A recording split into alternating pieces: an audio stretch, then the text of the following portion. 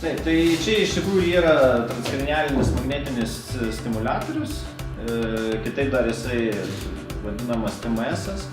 Tai jo veikimo principas yra tas, kad galima sukelti impulso potencialą neinvaziniu būdu, magnetinių laukų pagalba. Jisai, aišku, skirtas ne vien tik tais galvos smegenims stimuliuoti, jo galima stimuliuoti ir stuburo smegenis, galima stimuliuoti ir, sakysim, patį raumenį tiesiogiai.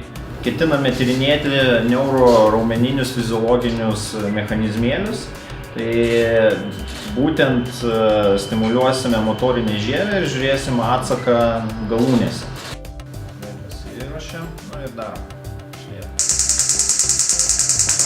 Stimuliuojant motorinę žievę judesio metu mes iš tikrųjų sutrikdome įprastinį judesio atlikimą. Stimuliuodami kairėje smegenų pusbrolį mes veikiame dešinę, kaip pavyzdys, ranką arba koją. Tam, kad užfiksuoti tam tikrus atsakus galūnėje, tai mes be abejo turime matyti tam tikrą užregistruotą bangą, kuri iš tikrųjų atspindi pačio impulso sklidimo dydį ir greitį. Stenkis išlaikyti tušinuką.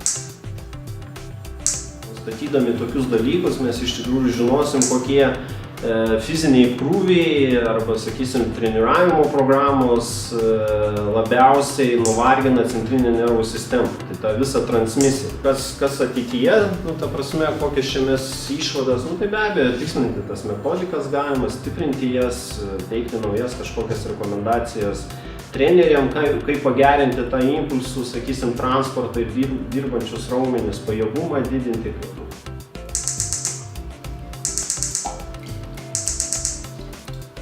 Artimiausiu metu mes ketiname, sakysim, atlikti tyrimą, pasižiūrėti, kaip sukeltas šiluminis stresas, kokį poveikį turi naktiniam darbingumui, rytiniam darbingumui. Ir, sakysim, vienas iš tokių matavimų būtent ir yra neuroraumenų, būtent, sakysim, signalo transmisijos pokytis.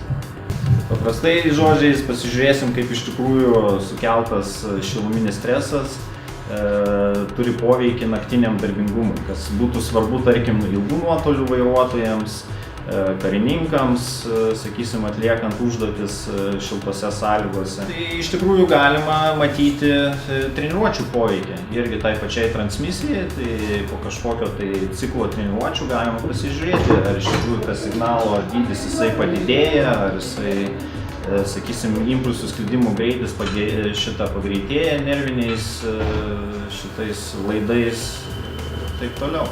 Galima, aišku, lėtinius nuovargius irgi pastebėti, jeigu sportininkai yra pervargę dėl treniruočių, per didelių treniruočių krūvių, tai vėlgi matydami signalo pailgėjimą, bangos sumažėjimą, galima, sakysim, vienaip ar kitaip diagnozuoti, kad reikia mažinti krūvius, reikalingas atsistatymas.